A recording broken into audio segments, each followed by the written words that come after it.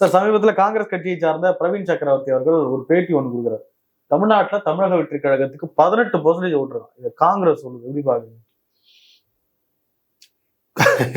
அவர் காங்கிரஸ் கட்சி ஓட்டக்கிட்ட சொல்லியிருக்க போறாங்க. அவருக்கு எப்படி, அவர் தேர்தலே சந்திக்கல, இதுவரைக்கும் தேர்தலை சந்திக்கல, தேர்தல்னால என்னன்னு தெரியாது. அவங்களுக்கு போய் இவர் எங்க இடையில என்ன புரோகிதர் வேலை பார்க்குறாரா? அங்கே ஏதாவது பூஜை கீஜை போட சொல்லி இவரை கூட்டு போய் ஏதாவது வேலை கூடுறாங்களோ என்ன? ஒன்றும் கிடையாது. சும்மா ஏதாவது கேட்டிருப்பான், அவர் சொல்லியிருப்பாரு, அவ்வளோதான். அதெல்லாம் ஒரு பெரிய கொஸ்டின் ஏன் கேட்கறதுக்கு ஒரு முக்கியத்துவம் கொடுக்குறது. இல்ல இதை தாண்டி விமர்சிக்கிறாங்க. உடனே தாவேக்காவினருக்கு கோவம் வருது. எங்களுக்கு 18 எப்படி சொல்லலாம், 31% ஓட்டு இருக்கு. அதோட விட்டானேன்னு சந்தோஷப்படு. நேரம் வந்து 2 6 இது இந்த ஆளுக்கு தேவையா? இது கேட்குறேன். இதான் தேவை. சொந்த செலவுல சூனியம் வச்சுக்கிறது, அசிங்கப்படுறது. இதனாலதான் குட்டி குலைச்சி கடைசியில நாய் தலையில இருக்கணுமா. இது இது தமிழ்நாட்டோட கொள்கை ரீதியான கூட்டணி திமுக. இது புரியுதா? நீ எங்களை விட்டு எங்க போயிருவ, எங்களை விட்டு எங்க போய் நிக்கணும்னு நினைக்கிற? நீ பாசிசத்துக்கு வேலை போகணும்னு நினைக்கிறியா? இல்ல அவன் ஒரு படம் ரிலீஸ் ஆகி அந்த படம் ஓடலன்னா அதோட வீட்டில் போய் படுத்துருவான் அந்த ஆளு, நடிகர் விஜய். படம் எடுத்த ப்ரொடியூசருக்கு வாயில பாலை ஊற்றி படுக்க வச்சிருவானுவான். ஒன்றும் பாலை ஊற்றுவானுவான், இல்லை பால்டாயில் ஊற்றுவானுவான். நீ அந்த பக்கம் போனீங்கன்னா பால்டாயில் ஊற்ற போறானுவான். நான் ஒன்றும் மாற்று கருத்து இல்லை. இந்த மாதிரி வசனம் பேசிட்டே இருந்தீங்கன்னா 2 தொண்டை வந்து பால் ஊற்றிட்டு போகிறான். இதான் நடக்க போகுது. என்ன இருக்கு இதில் புரிதல்? எதுக்கு இப்ப இது தேவையில்லாத 1-2 பேர் இது மாதிரி வசனம் பேச வேண்டிய அவசியம் இருக்கு? அவன் தேர்தலுக்கு வரல, கவுன்சிலர் எலெக்ஷன்ல கூட அவன் கட்சி நிக்கல. எதை வச்சு 18% இவர் சொல்றாரு கேக்குறது? அப்ப இவர் எந்த நிபுணர்? இல்ல சமீபத்துல வந்த சில கருத்து கணிப்புகள்லாம் அந்த ரேஞ்சில தானே சொல்றாங்க. 400 சீட்டு ஜெயிக்கும் சொன்னாங்க இந்தியாவில் மோடி. எல்லாம் கருத்து கணிப்பு தானே. கடைசியில மெஜாரிட்டியே இல்லாத மைனாரிட்டி கவர்மெண்ட். இதுக்கு என்ன கருத்து கணிப்பு சொல்றீங்க? கருத்து கணிப்புலாம் ஒரு வேலையாது. அவனுக்கு வேலை இல்லைன்னு சொல்லிட்டு ஆளுக்கு 4 பேர் பேனா ஒன்று டைரியோட போய் கருத்து கணிப்பு எடுத்துட்டு வந்துட்டு இருக்கான். அதனால அதெல்லாம் இப்ப நான் மதிச்சு இவங்களுக்கு பதில் சொல்ல முடியுமா? எந்த காலத்திலேயே கருத்து கணிப்புலாம் ஃபெயிலியர். அது திமுகவுக்கே வந்தாலும் அது ஃபெயிலியர் தான் நான் சொல்லுவேன். திமுக தான் 234 தொகுதியும் ஜெயிக்க போகுதுன்னு அவன் சொன்னா சும்மா சொல்லிட்டு போறான், அவ்வளவுதான். எப்பயுமே எங்களுக்கு அது மேலாம் ஆர்வத்தின் மீது நம்பிக்கையாற்ற திமுக உண்டு. எங்களுக்கு அது மேலாம் நம்பிக்கை இல்லை. அவன் கட்சிக்கு முதல்ல விசில் சின்னத்தை கொடுத்துருக்கான் எலெக்ஷன் கமிஷனு. நஞ்சாங்குஞ்சாலாம் விசில் அடிச்சுட்டு ஓடிக்கிட்டு இருக்கானுவான். இதோட வேலை முடிஞ்சு போச்சு. அந்த ஆளும் போராடலாம் நல்லா தெளிவா பேசுறான், முறையா பேசுறான். எங்களை பார்த்தே சொல்றான் அந்த ஆளு. பவள விழா காணும் பாப்பாடுறான். ஒரு நடிகருக்கு எவ்வளவு கரெக்டா வருது பாரு. பவள விழா காணும் பாப்பா திமுகவான். நான் கேட்கிறேன், அப்படின்னா என்ன தெரியாம உள்ள கூட்டிட்டு போய் தாப்பா போடலான்னு பாக்குறியா? பாப்பான்னு தாப்பா போடுற ஞாபகம் வந்துருச்சா?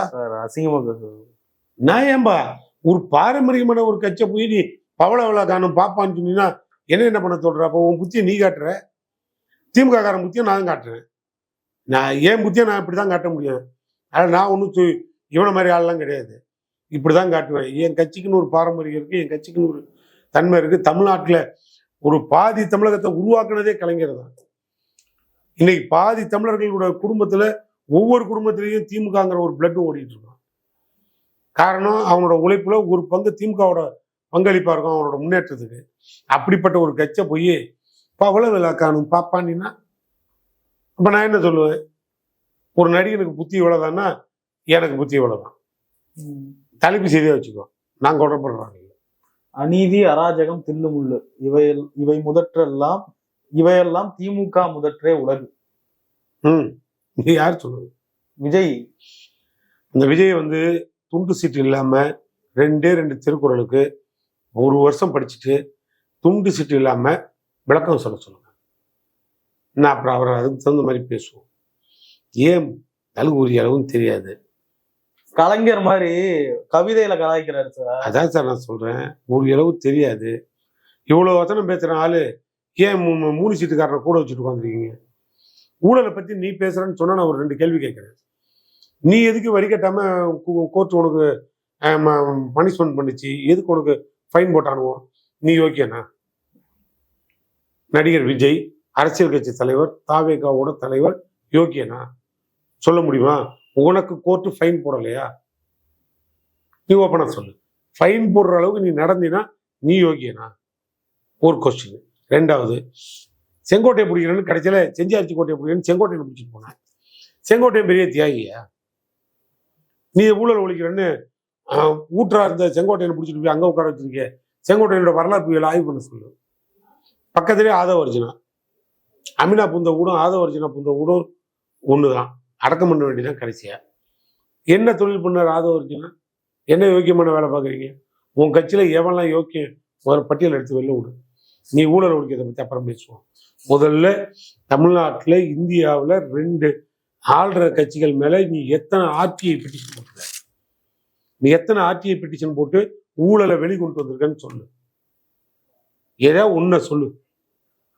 எதுக்காவது ஒன்று லாய்க்குன்னு அதெல்லாம் விட்டுட்டு எனக்கு வேணும் வசனம் பேசக்கூடாது. நான் ஊழலை ஒழிக்கிறேன், அதை ஒழிக்கிறேன், இதை ஒழிக்கிறேன். நான் அறப்போர் இயக்கமே பரவாயில்லங்கிறேன்.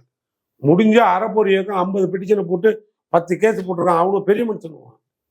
நான் உன்னோட பாராட்டுறேன், மனசார பாராட்டுறேன். முடிஞ்சா நடிகர் விஜய் கட்சியை கூப்பிட்டு போய் ஒரு 1/2 டம்ளர் வாங்கி சாப்பிட சொல்லு. அப்பயே புத்தி வருதா பார்ப்போம். வீட்டுக்கு ஒரு விஜய் இருக்காங்களா சார்? வீட்டுக்கு ஒரு விஜய் இருக்காங்களாம். சிஎம் தூக்கத்துல போய் தட்டி எழுப்புனா அவரே விசிலுக்கு தான் ஓட்டு போடுவாங்க. விசில் அடிச்சாதான் அவர் எழுந்திருக்கிறேன்னு சொல்லியிருந்தாரா?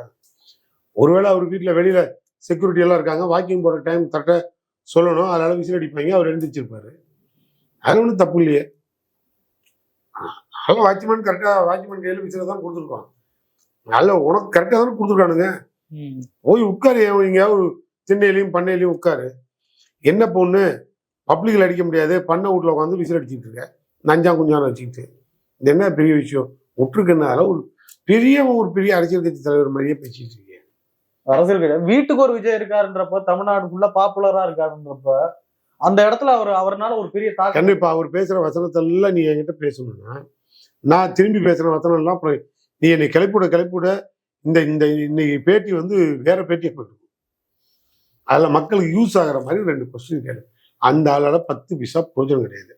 அங்க ஏவனும் யோக்கியம் கிடையாது, ஏவனும் நல்லவன் கிடையாது. எந்த புரட்சியும் அவனை பண்ண மாட்டானுங்க. அவனும் பிஜேபிக்கு B team, Edappadi branch office, இவன் பி டீம் ஆபீஸ். 2 பேருக்கும் வித்தியாசம். காங்கிரஸ் கட்சியிலே நிறைய பேர் விஜய் விரும்புறாங்க சார். காங்கிரஸ் கட்சியிலேயே நிறைய பேர் விஜய் விரும்புறாங்க. இனி எல்லாம் அடிமையா இருக்க ஒண்ணு நல்லா தெரிஞ்சுங்க. எங்க கட்சியில ஏசுநாதர் பொதுக்குழு உறுப்பினர், நபிகள் நாயகம் செயற்குழு உறுப்பினர். காரணம் என்னன்னு கேளு. இந்த 2 பேருக்காக தான் கட்சி ஆரம்பிச்சோம். இந்த 2 மதத்தை காப்பாத்துறது தமிழ்நாட்டில் அவ்வளவு பெரிய முக்கியம். ஏன்னா அந்த மதத்துக்கு வர ஆபத்தே பிரதமர் மோடி தான், பிஜேபி தான், RSS தான். அந்த மதத்துல இன்னும் விஜய் இருக்கிறதுனால மதமே அவன் பின்னால போன மாதிரி இப்படி ஒரு பிம்பத்தை கூட கிளப்பி விடுறானுவா. அதுக்கெல்லாம் நாங்கள் யோசிக்க முடியுமா? ஒட்டுமொத்த இங்க இருக்கிற அத்தனை கிறிஸ்தவ மக்களுக்கும் தெரியும் யார் நமக்கு சொந்தக்காரன், யார் நமக்கு வேண்டியவன், எவன் வந்தா பாதுகாப்பு. இந்த விஜய் எவனை நம்புவானா? ஒரு நாள் அமித்ஷாவை எடுத்து பேசிருக்கான்னு சொல்லுவாங்க. அரை நாள் பேச சொல்லு, 1,500 ரோட்டுக்கு வந்துடும். நீ வேறக்குன்னு இதெல்லாம் ஒரு பெரிய பேச்சிருக்க. அந்த அளவு விட்டுரு. அந்த ஆள் ஒரு கிறிஸ்டின் மைனாரிட்டிங்கிறதுனால அப்படியே அவர் பேரை வச்சு திமுக ஓட்ட பிரிச்செல்லாம் நினைக்கிறாங்க. பிறையும் சூரியனையும் பிரிக்க முடியாது, புரியுதா? அது முஸ்லீமோட வரலாறு. இங்க எங்கிட்ட இருக்க வந்தா அங்க இருக்கான், அங்க இருக்க வந்தா எங்கிட்ட இருக்கான். அதனால நாங்க 2 பேரும் ஒண்ணுதான். கிறிஸ்தவர்கள் 2 பேரும், நாங்க 2 பேரும் ஒண்ணுதான். அதனால எந்த மாற்றமும் கிடையாது. அதுதான் நான் சொல்றேன், எங்களை யாரையும் உன்னால பிரிச்சு பார்க்க முடியாது. திமுக எம்மதமும் சம்மதம்னு சொல்ற கட்சி, எந்த மதமும் இல்லாத மதம் சொல்ற கட்சி. நாங்கள் எல்லாம் ஒட்டுமொத்த தமிழர்கள், புரியுதா? பகுத்தறிவு, சுயமரியாதையை கடைபிடிக்கக்கூடிய ஒரு பக்குவமான பெரியாரோட தொண்டர்கள், அண்ணாவோட சிஷியர்கள். அப்படி போயிடு. சில காங்கிரஸ்காரர்கள் வெளிப்படையா பேசுறாங்க, நாங்க இல்லைன்னா திமுக ஆட்சியை கொடுக்க முடியாது அப்படின்றாங்க. ஒருவேளை திடீர்னு ஏதாவது கோச்சுக்கிட்டு போயிடுச்சுன்னா என்ன ஆகும் சார் திமுக? நாங்க திமுக எந்த காலத்திலையுமே தேர்தலே வேண்டாம், அது தேர்தல் பணியே வேண்டாம்னு சொன்னோம். ஆனா கொள்கையை நிறைவேற்றணும்னா ஒரு ஆட்சி அதிகாரம் கைக்கு வேணும்னு சொன்னதுனால மக்கள் மத்தியில பொட்டி வச்சுட்டு அப்புறம் தேர்தலுக்கு வந்தோம். நாங்க எதிர்த்து வந்ததே காங்கிரஸ் கட்சி, காங்கிரஸை எதிர்த்து தான் வந்தோம். நாங்க வளர்ந்ததே காங்கிரஸை எதிர்த்து தான் வளர்ந்தோம். இந்தி ஒழிகன்னு சொன்ன ராஜாஜியை கூப்பி அவர் கையிலேயே கொடியை கொடுத்து இந்தி ஒழிகன்னு சொல்ல விட்ட கட்சியே திமுக தான். இதெல்லாம் என்ன கண்ணு? இப்போ வந்து ஏதோ 2 காங்கிரஸ்காரர் கீழே உட்காந்து கத்துறான். நான் கவலைப்பட மாட்டேன். காங்கிரஸ் வந்து இப்பயும் கொள்கைக்காக எங்கள்கிட்ட இருக்கு, புரியுதா? இப்பயும் இந்தி ஒழிக அப்படின்னு நாங்க சொல்லுவோம், அவங்களும் இந்தி ஒழிகம்பா. இந்தியை திணிக்க மாட்டேன்பா. இவ்வளவுதான். இந்தியை திணிக்கிறது காங்கிரஸ்காரன் சொன்னான்னு வச்சுக்க, அவனை தூக்கிட்டு போய் நாங்க கக்கூசல திணிச்சிருவோம்.